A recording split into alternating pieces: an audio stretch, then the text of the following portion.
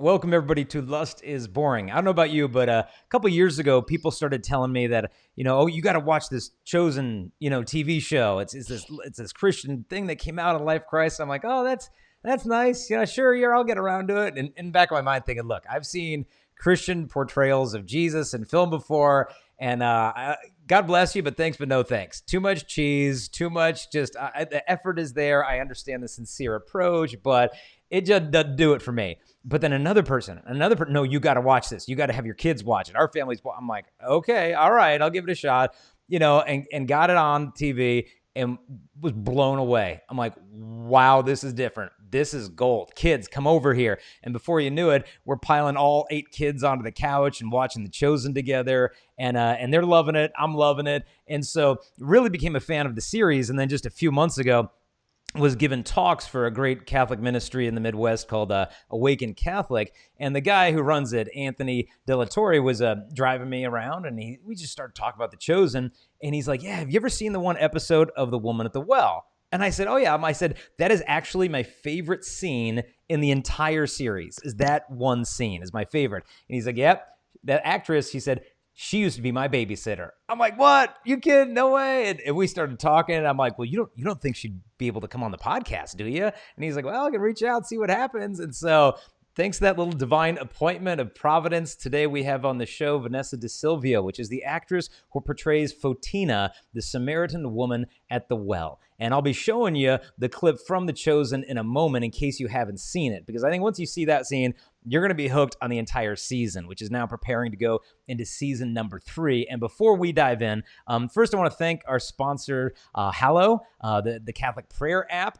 It's a perfect tie-in to today because they just launched a 30-day gospel challenge where you get the app, and just about 15 minutes a day, you're going to listen to the 4 gospels, but get this, you get to listen to it narrated by Jonathan Rumi, who is the actor who portrayed Jesus in The Chosen. And so he uses his normal voice in the typical narration. And then when it comes to the words of Christ, you get to hear that beautiful, rich accent that he's created. And so it's just a beautiful way to enter into the Gospels for 30 days. Like I said, it's about 15 minutes a day. By the end of the month, you've devoured all 4 Gospels. And so who doesn't have 15 minutes in their day that they can use this? And so if you just click the link in the show notes or go to hallow.com/lustisboring, you can try out the app for free. And I know you're going to absolutely love it. Now, before I bring on Vanessa, I want to do just a quick biblical study of John chapter 4, where this happens, this woman at the well. And the beauty of the Gospel of John is his spirituality and theology is so rich. It's like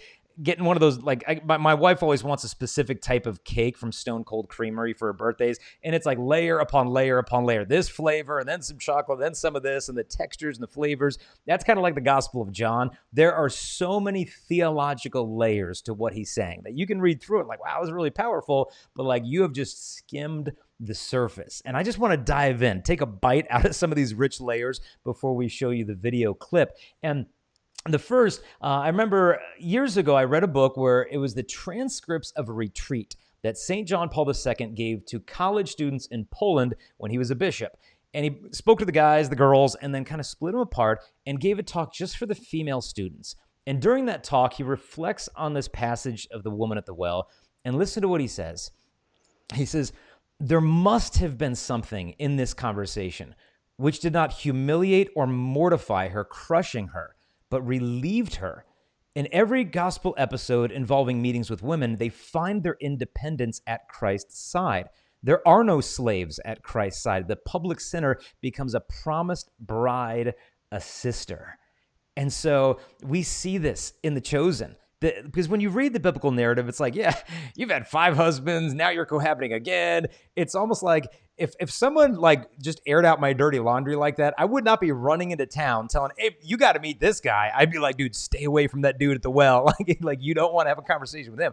But John Paul's peering into this, like there must have been something in that conversation that didn't humiliate her when he opened up these wounds in her lives. And I want to look at why John Paul's saying, oh, she's a bride now. Why is John Paul tying in this bridal imagery to this woman at the well? Well, Now we start to look at these layers in John's gospel. If you ever meet couples, married couples, wherever, sometimes you ask, well, how did you guys meet? Oh, we met on this bar, we met here, we met there.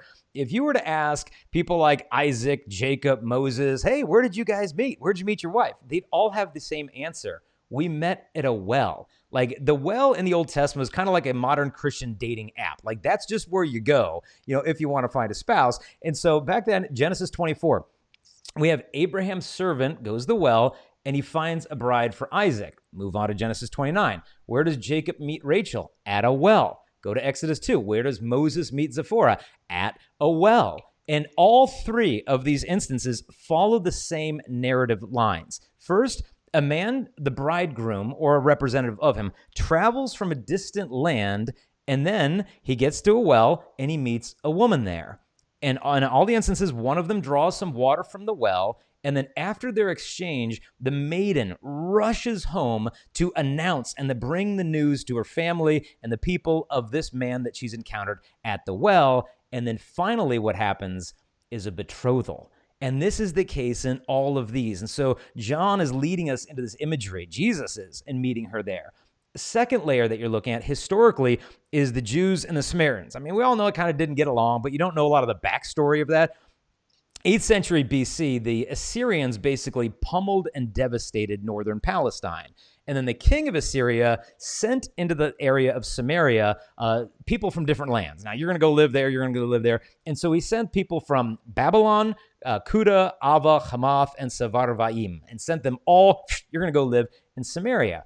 But the problem is when these people came to Samaria, the Samaritans, who were Israelites, intermarried with them. And that's, you read the Old Testament, God's like, no, don't do that, don't do that. Do you need me to tell you again? Don't do that. Because when they ever intermarried, they would always take on their devotive practices of their idolatry, of their foreign gods. And so they bring in, did you get the count? 5 tribes intermarried with their 5 gods who were male deities or Baals. Now, the Baal in Hebrew can mean Lord, but Baal also means husband. And so you have the Samaritan people taking on 5 false husbands, 5 false gods. And then you have, and these weren't just like, we're just worshiping a little statue. Like they were burning their children in immolation to these false gods, these demons. And so Israel is, in the person of, in the tribes of taking on these different tribes, is espoused themselves to these false gods. And then Hosea speaks as the prophet and says, when the Messiah comes, and in that day, says the Lord, you will call me husband, and no longer will you call me my Baal. And I will betroth you to me forever. I will betroth you to me in righteousness and justice, in steadfast love and in mercy. I will betroth you to me in faithfulness, and you shall know the Lord. And so the Samaritan woman in the well is a literal historical person whose very life is a personification of Israel gone astray through the people of Samaria, intermarrying these false gods. But this third layer of the cake, John in his Gospels and the book of Revelation is a big fan of biblical numerology. Numbers mean something everywhere that they appear in John. He's not saying, it's the 6th hour when he went to the well. Why is that significant? Well, it's noon. Women don't draw water from the well at noon. It's hot. They go in the morning. This woman's an outcast. Like numbers mean something.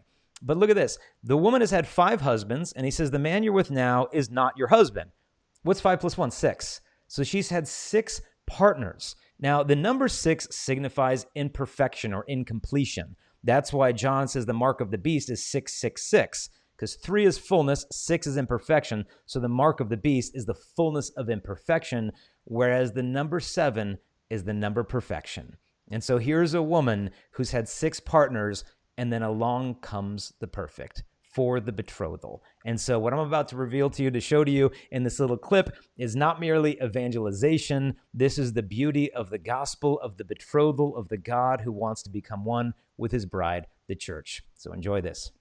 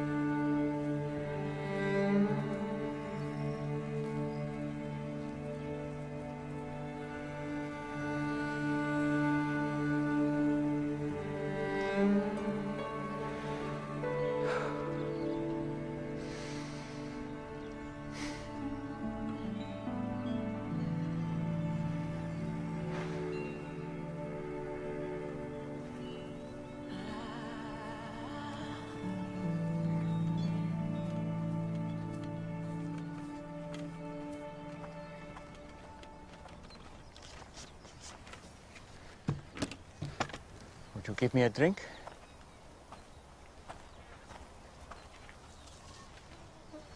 Did you hear me? That bad, huh? What? You, a Jew, ask for a drink from me, a Samaritan, and a woman. I'm sorry. I should have said please. You know, it's not safe for you to be alone out here. Nor you. Why haven't you come with others? Why so late in the day? Don't women come to the wells in the cool of the morning? Yeah, well, none of them will be seen with me, so I have to come out now, in the heat, as you have so kindly reminded me. Why won't they be seen with you? Long story. I'd still like a drink of water if you can spare it. Amazing what a parched throat will do. Aren't I unclean to you? Won't you be defiled by this vessel? Maybe some of my people say that about your women, but I don't. Yeah? And what do you say? I say if you knew who I am, you'd be asking me for a drink.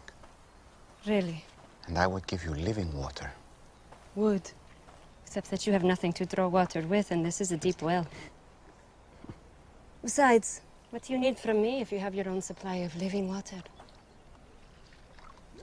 Long story. But Jewish water is better than Samaritan water, That's not what I said. Are you a better man than our ancestor Jacob, who dug this well? Your water is better than his? I know Jacob. And everyone who drinks this water will thirst again. But whoever drinks the water that I give him will never be thirsty again. Wouldn't that be nice? The water I give will become in a person a spring of water welling up to eternal life. Really? Yes, really. Prove it. First, go and call your husband and come back. I will show you both. I don't have a husband. You are right. You've had 5 husbands. And the man you're living with now is not your husband. Oh, I see. You're a prophet. You're here to preach at me. No. Usually the one good thing about coming here alone is I can escape being condemned. I'm not here to condemn you. I've made mistakes. Too many. But it's men like you who have made it impossible for me to do anything about it. How? Our ancestors worshipped on this mountain. But you Jews insist Jerusalem is the only place for true worship. They say that because the temple is there. Exactly where we're not allowed. I'm here to break those barriers. And the time is coming when neither on this mountain nor in Jerusalem will you worship the Father. So, where am I supposed to go when I need God? I've never received anything from God, but I couldn't thank him even if I did. Anywhere. God is spirit. And the time is coming and is now here that it won't matter where you worship, but only that you do it in spirit and truth. Heart and mind, that is the kind of worshiper he's looking for. It won't matter where you're from or what you've done.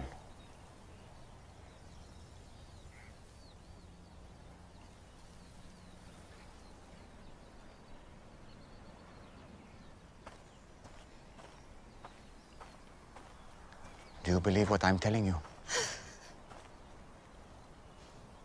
Until the Messiah comes and explains everything and sorts this mess out, including me, I don't trust in anyone. You're wrong when you say that you've never received anything from God. This Messiah you speak of, I am he. The first one was named Ramin. You were a woman of purity who was excited to be married. But he wasn't a good man. He hurt you. And it made you question marriage and even the practice of your faith. Stop it. The second was Farzad. On your wedding night, his skin smelled like oranges, To this day, every time you pass by the oranges in the market, you feel guilty for leaving him, because he was the only truly godly man you've been with. But you felt unworthy. Why are you doing this? I have not revealed myself to the public as the Messiah. You are the first. It would be good if you believed me.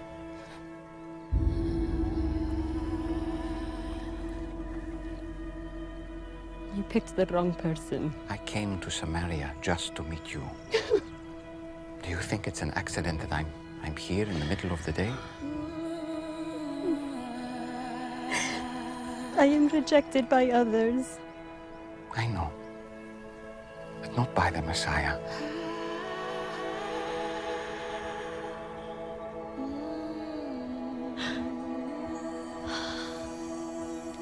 And you know these things because you are the Christ.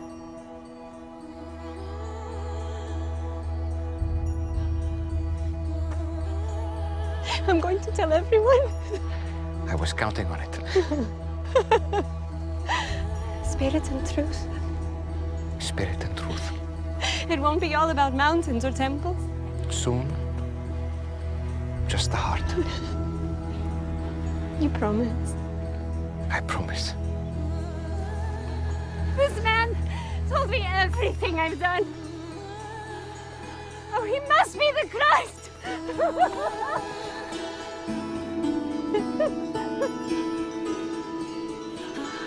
Hey, wait!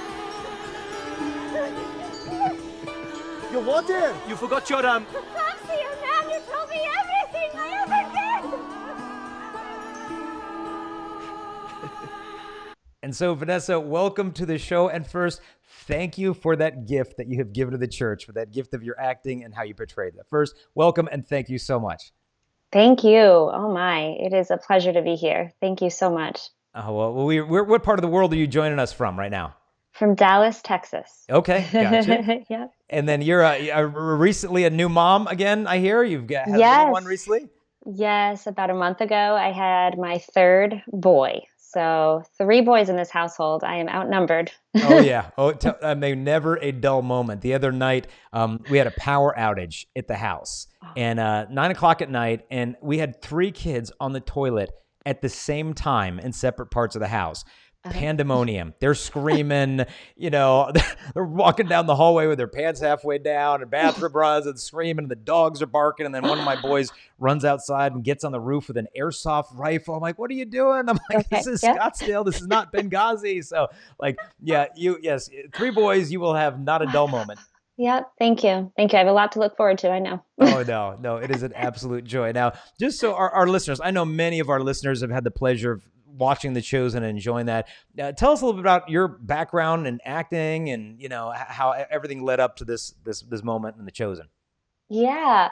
Well, first of all, let me just say too, this is amazing what you just introduced. I mean, I had no idea that there were all these layers, these incredible layers to this story of the Samaritan woman at the well. So my mind has been blown. Thank you. This is like amazing. And I'm just, wow, I had no idea how incredibly important this scene is in the Bible and what it means. Yeah. I mean, I knew what I was getting into, but after hearing what you've just introduced it's incredible. This is, it's truly a masterpiece, in God's book. So how I got into acting. Yeah.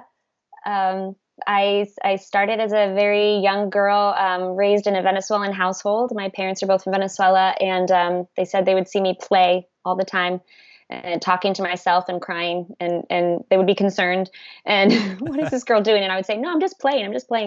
And they ended up, my dad put me in a couple different plays. He taught at universities. We moved around all over the place, but we ended up for quite some time in Bowling Green, Ohio, Bowling Green State University. And there I did lots of plays and musicals and got into theater there, and then ended up in New Jersey for high school, and then went on to college in New York and did the whole, doing theater in New York thing and being a waitress and, getting all involved in that. And, so that theater and performance has been a part of my life ever since I can remember. And I always knew I wanted to do it, And I ended up in Dallas when I got into Southern Methodist University's Master of Fine Arts in Acting program. It was a full ride, 3-year program with me and 7 other students. And it was a phenomenal training program that focused on classical theater. So I was able to train in that. And upon graduation, signed with my agency that I'm currently with right now. I had no plans of staying in Dallas. I was going to move on to, Chicago. That was my next step with my husband, who's originally from Ohio.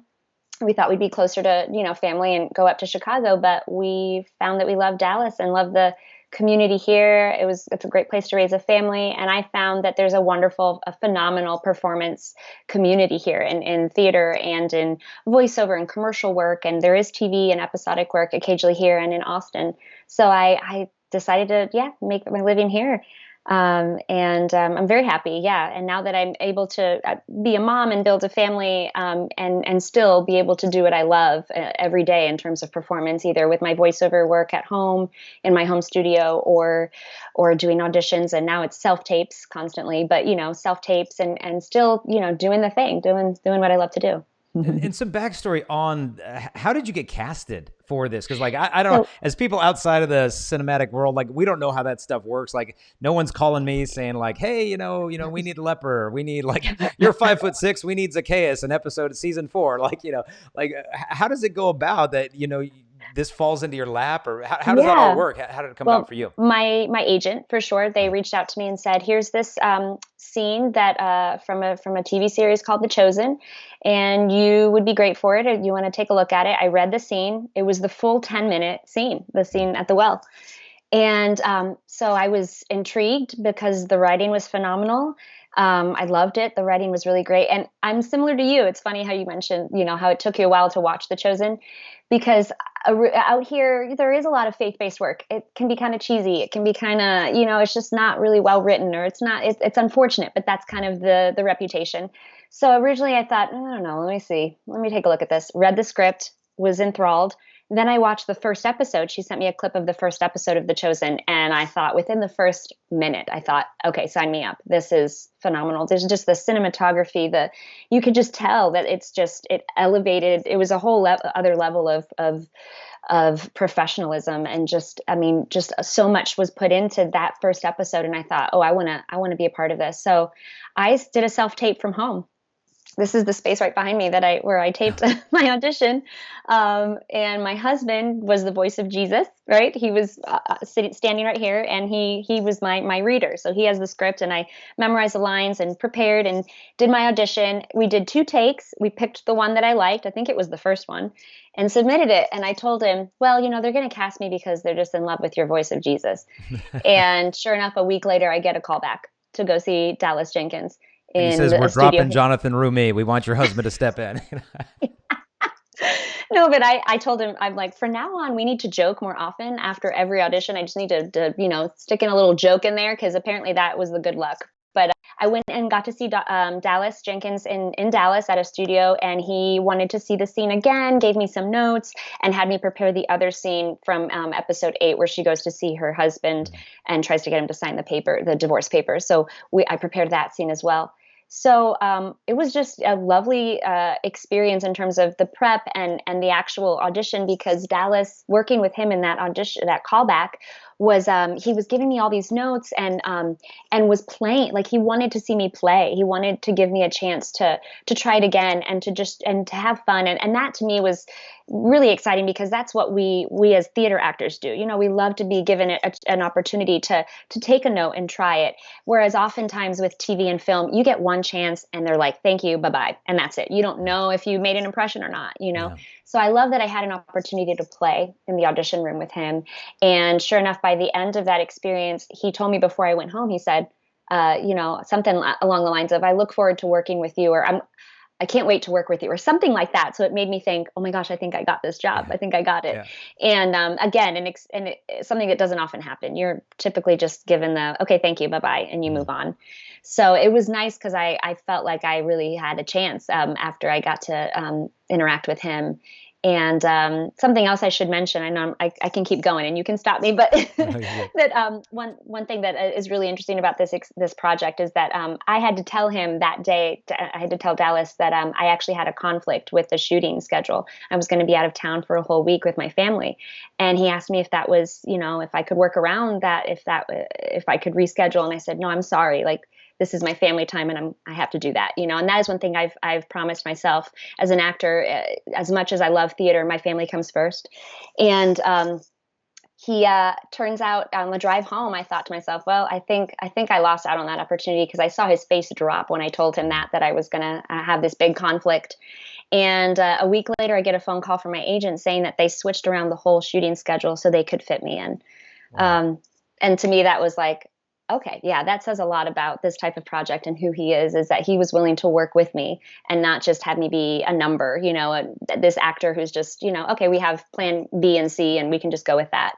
He really did want to include me. And I'm so forever grateful for that opportunity, the fact that he did fight for me, in a sense, to be a part of that project. That's neat to know. I mean, once they get their heart set, like this, she's the one. She's the right one, that they understand, okay, God's making these choices with us, and, we'll make this thing work one way or the other. It's not just about timelines and schedules. So once you knew, okay, I've got the role, how do you prepare for that? Because to me, it felt like you weren't just like playing a role, you were actually praying the role, that you could tell that there's prayer behind this. And like, I love the person of Fotina. Just at first, the cynicism, the skepticism that she has towards Christ, that she's got a little bit of sass to her, yeah. That she gives Jesus, that prove it, Yeah.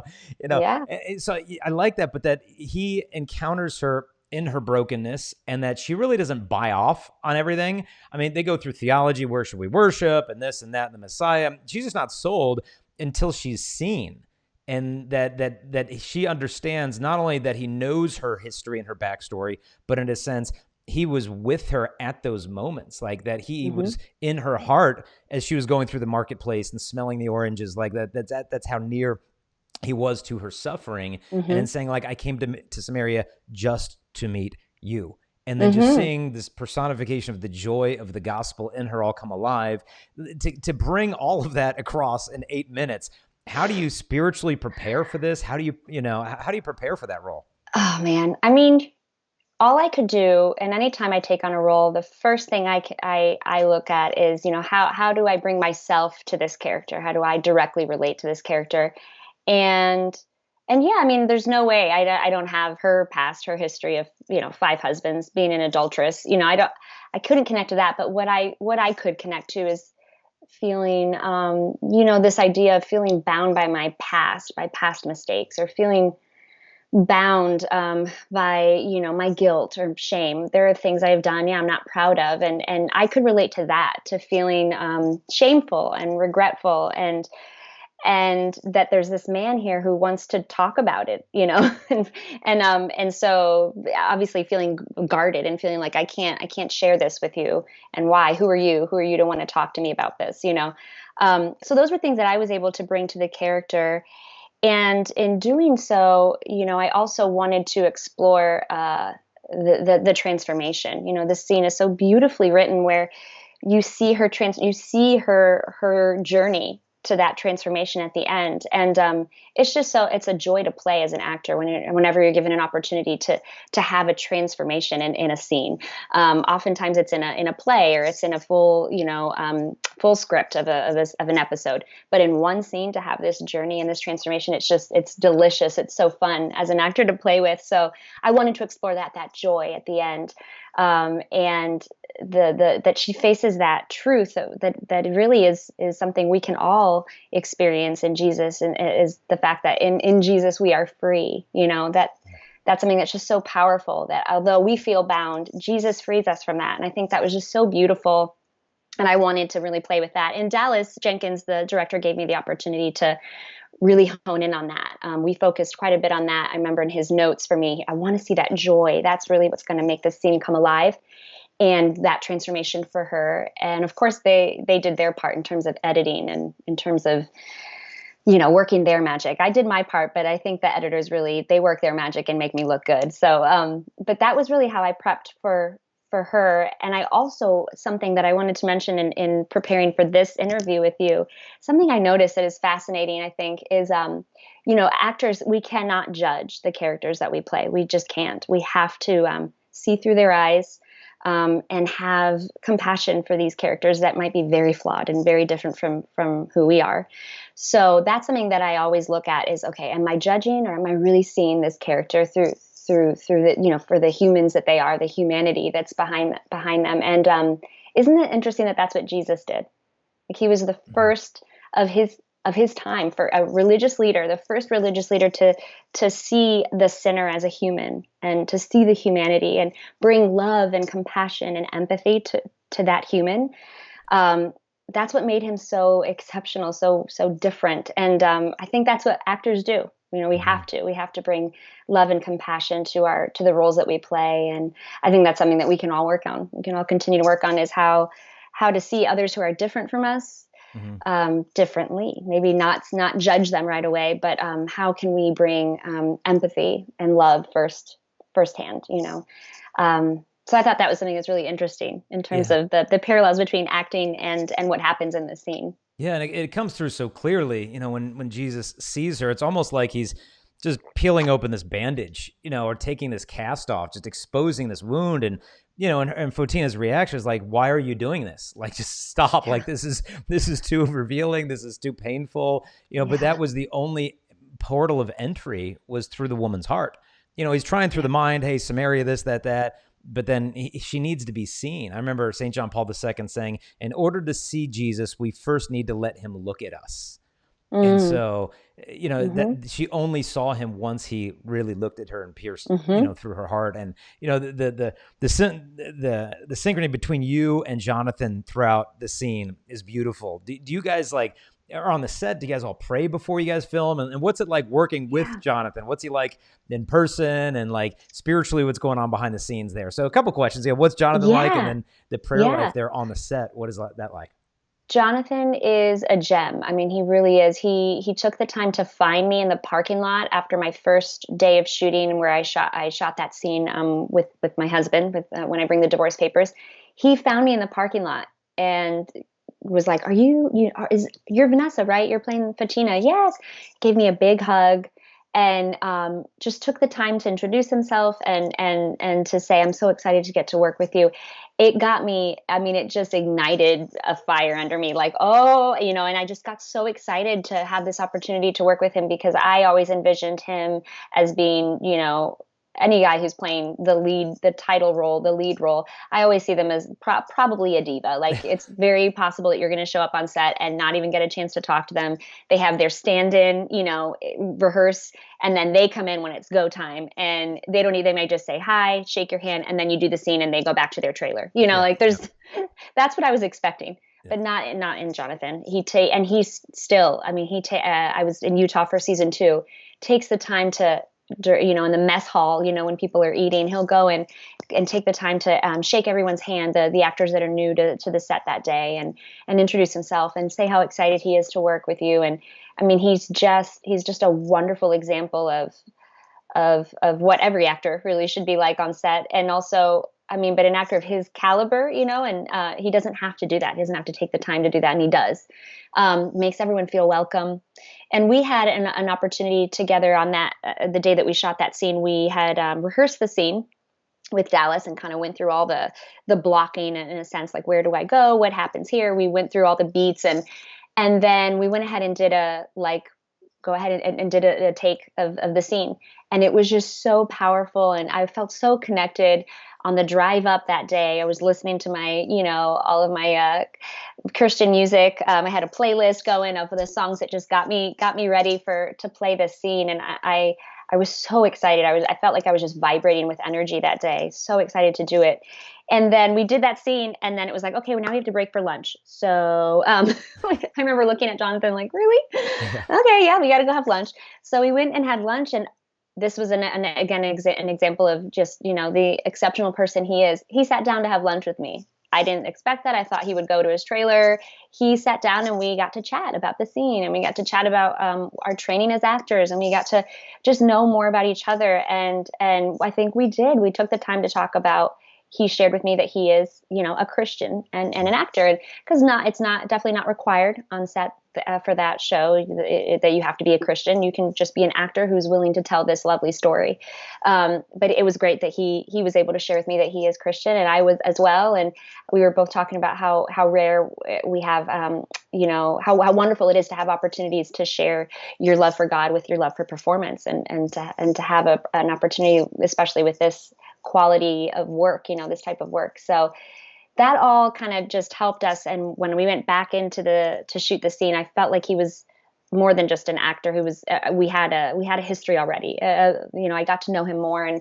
And there was one moment where he grabbed my hands in between one of the takes. I think it was right before my close-up.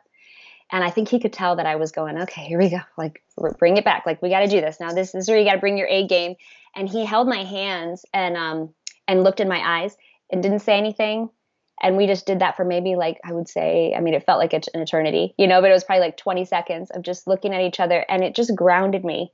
And things like that, you just don't, he didn't have to do any of that.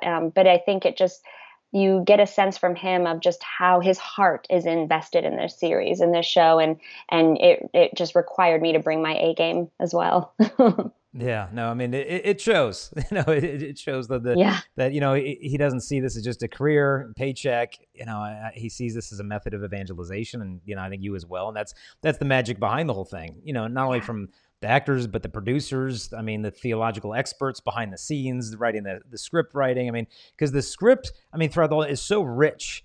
And it's almost like I visited the Holy Land several years ago and going back next summer. But once you go to the Holy Land, you can't read the scriptures the same way. Like, once you've been there and you've seen it, it all comes alive. And, I was reading John 4 today, and it was impossible to read it without seeing you and Jonathan. Yeah. Like, the whole thing is like, I can't read this the same way again. Like, it all just comes alive. And like, some of your lines are missing from the Gospel of John. I'm like, wait a minute. No, that's where she's supposed to say, prove it. Like, but it's great. But I love the artistic liberty that's taken, because it's with such piety and reverence for the gospel.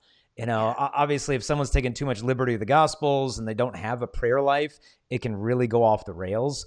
But as I'm just watching just the creative license that they're taking with a lot of these gospel stories, to me, it just accentuates and makes them, come to life. And, for someone who's already read the Gospels many, many, many times, you can see where, okay, well, that's not quite what happened, but hey, that's a really neat potential connection. Yeah. You never know. Yeah. Yeah. I'm watching season 2 right now, and I finished the episode that was focused on Mary and how she kind of, I don't want to spoil anything for people who haven't watched season 2, but I love it. What they're bringing is, the humanity, again, the humanity to these characters. These aren't just lines that that you read in the Bible, but these are four-dimensional characters. Yeah. And it makes it so much harder to remove their faces from your reading of the Bible. Yeah, I see all of the disciples now from The Chosen as I read these stories, and I think to myself too, I can't wait for The Chosen to shoot this scene. Yeah. Oh yeah, me too. Yeah. No, I mean, I love that scene as well, because you got all the apostles bickering around the fire and all that, and then Jesus comes in just gassed and exhausted, and he just wants to get to bed. And Mary, just wants to love him, just a mother's love. Jewish mom taking care of her son. I mean, it's just, it was all real. We forget what John says at the end of the gospel. Like, if everything that he said and did was recorded, not all the books of the world could even contain these things. So there's so much that you guys are artistically filling in the gaps. I mean, we love it. Yeah. How long did that take to film that one? I mean, when it's done, it's 8-10 minutes, but like, how long does it take to put that together, and where'd you guys do it? Yeah, we did it just outside of Dallas, Weatherford. It's about an hour and a half west of Dallas. Right. And so we went out there. It was like a ranch, just this beautiful ranch, and just in the middle of this field. And it was interesting. That day it was supposed to, it's mid-July. It was probably, I mean, it should have been in the hundreds that day, probably with the heat index. And it ended up that morning, it was like in the low 70s, or I think, it was the upper 60s. It was a chilly morning, and it was awesome. I mean, so it was like God had a hand in the fact that we were going to be out at this well, But I was there. I showed up, probably around early morning. It was probably like 7 or 8 a.m. And then by the time we started shooting, it was after lunch is when we started actually shooting. And we shot till about 5. So I'd say it was about 4 3 to 4 hours is what I would say when all was said and done. We did quite a few takes. So that was a challenge for sure. It was bringing it every time, and I learned a lot about myself as an actor that day too, of how to maintain my energy, how, if the camera's not on me, you can do the scene without actually doing it, but, and then bringing it when it's your turn, and I learned a lot that day by watching Jonathan work as well. So, but it was a pretty long day. I went home and I was exhausted, but also again, just vibrating. Like, I cannot believe this happened. This was so cool, telling my husband about it when I got home, and he, I just couldn't even share how excited I was. He could experience it through me. But once I was done talking about all that happened, he was like, yeah, great. So what are we making for dinner? It was just like moving on. And I thought, oh man, people aren't going to get it until they can see it. And I'm just so overjoyed that it ended up being such a beautiful project, because I really, in my wildest dreams, didn't expect it to be received the way it has been. Yeah, no, it's neat to hear the backstory. That's not really a Samaritan woman at the well. It's the Venezuelan woman in Texas. And just to know the backstory. I mean, I can relate. I speak at high schools and universities all the time. And I remember probably 20 years ago when I was first getting started, a high school in LA wanted me to talk to their teens. But they said, with our schedule, we don't really want to bring all the teens into the gym at once. So we would like you to give the same talk 8 times in a row to, 100 kids at a time, in our auditorium. And I'm like, if that's the only way to get to the kids, I'll do it. But I mean, literally by like 2 PM, you're having to bring all the energy with every time. And I was like, did I already tell you this story? And they're like, no. I'm like, okay, let me just keep going here. But yeah, like by the time you're done, like you're just gassed. I mean, like mentally, the mental and emotional energy that you expend to be so fully present every single take, by the time you're done, it's just like, I want to take a nap for 3 days after that. Yeah. So. Oh yeah. I can certainly relate there. When you were playing the role, how did going through this impact your relationship with God? Because what did you find shifting or growing in that area? Yeah. So before I took on this role, I think I always saw my love for acting as something that I did for myself. That was it. Mm-hmm. I did it because I love it. I'm passionate about it. And if people are moved by my performance, great. If not, who cares? I was doing it for myself. Mm-hmm. And after this project, and just seeing how well it's been received by people all over the world, it has just awakened me to the power of what storytelling does, and that's what we as actors are. We're storytellers. So it has really, moving forward in my career as an actor, I think I can honestly say, no matter what role I take on, whether it be a faith-based project or not, majority of what I do is not faith-based, but whatever role I take on, I can honestly see it as a gift from God.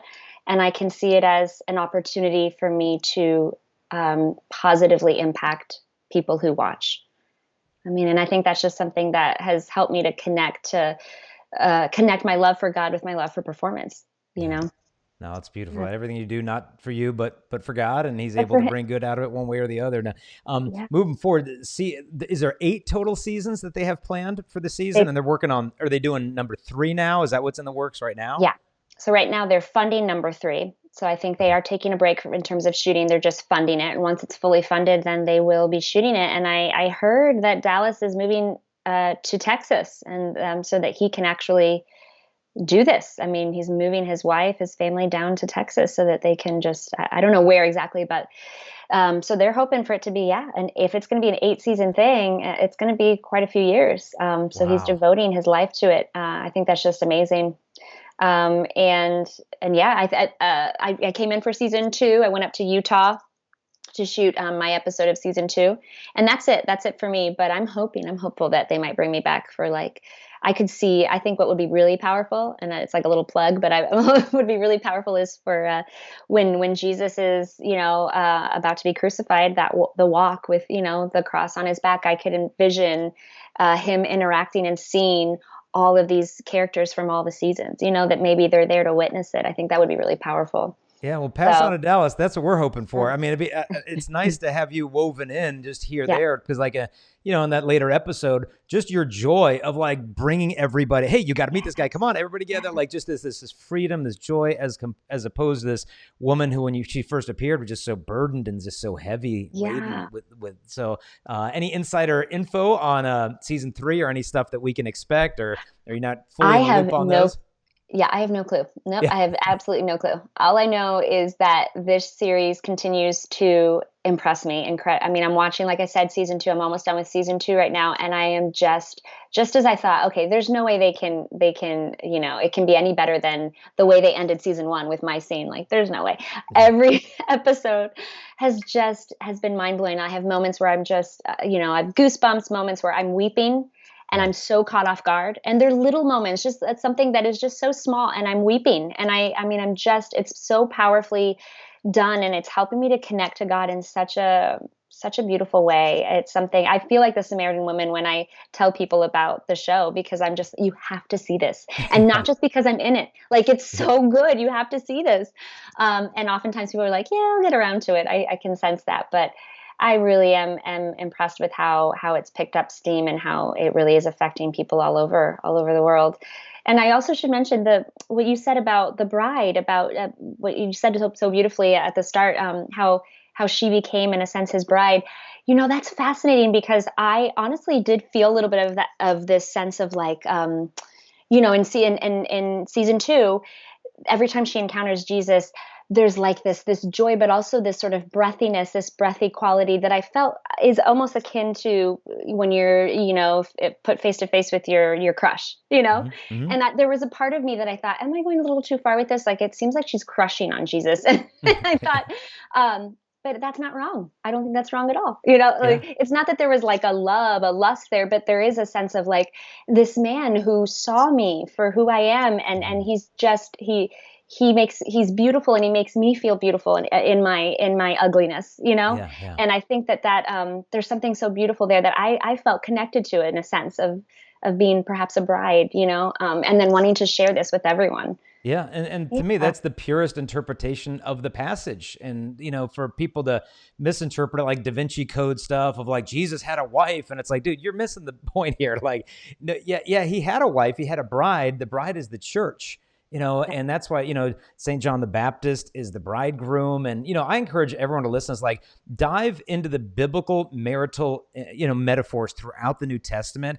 I mean, it's amazing stuff. Like when Jesus says, like, I don't know, nobody knows, the hour, that it's going to take place. People go, why won't you know the hour? But when you start to read the way that a Jewish betrothal would take place, that, he would betroth his spouse to himself. Typically, they would share a glass of wine at a betrothal. It was a sign that they were entering into like this covenant relationship together. So like sharing a drink. And then he would go away. He'd give her some gifts, and then he would go away to prepare a place for her. And he would not see her for a certain period of time. And the place where he would prepare a place for her is actually at his father's house. But he wouldn't know when the wedding ceremony could happen, because it was the father of the groom who decided when the dwelling place was prepared in the house of the father. And when the father thought that the groom had done a good enough job preparing the house, then the wedding could begin. And so if anyone would ask, the groom, when is your wedding day? He'd technically have to say, I don't know, because only the father knows. But he would be able to say to his bride, like, I'm going to prepare a place for you, but I'm going to come back to you. And so anyone, for the Jews who would have read this in the New Testament, it's like, this is our wedding ceremony. Now, 20 centuries later, so much of it is lost on our modern ears, but it's truly a betrothal. And that's what the Samaritan woman at the well, the whole scene is about.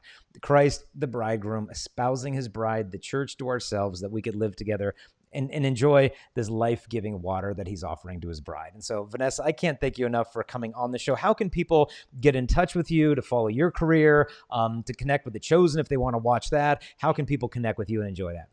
Yeah, so you can find me, let's see, on IMDb. You can find Vanessa DeSilvio on there. I am on social media, but I think if you want to find me on Facebook, you can find my professional account, because I've got like a personal account that I'm trying to keep personal. But you can find it's Vanessa DeSilvio Actor. ACTOR. Yeah, Vanessa DeSilvio Actor. You can find me there on Facebook. And then I do have an account on Instagram where that one is open to the public. And then if you want to watch The Chosen, you can download the app, and it's thechosen.tv. I believe that's how it, yep, thechosen.tv is how you can you can find it on your iPad, your phone, download wherever you get your apps, you can download The Chosen. And then you can just cast any of the episodes to your TV through Roku, through Apple TV, through whatever streaming device you have. Or you can just watch it on your phone or your iPad. And please share with family and friends. And you can support The Chosen too. You can kind of pay it forward, and you make a donation and I think they're even, I don't know if they're going to do this for next seasons, but a certain donation amounts, you can become extras and cast members in it in the background. And so check it out, support it. I think they're over 100 million views right now or something. Right now it's 200. Let's see. I think it's 200 million now. It's insane. 229 million views right now. Wow. So if you have missed it, you are missing out. And so make sure to enjoy that. And then also, I just want to invite the listeners, if you want to support the podcast and help us to continue to grow, you just go to patreon.com/Jason Everett and then become one of our patron community members. And we'll give you all kinds of free swag, and you'll help us to bring the joy of the gospel to the four corners of the earth. So Vanessa, God bless you. And thank you again for coming on today. Thank you so much for having me, and God bless you. Thank you.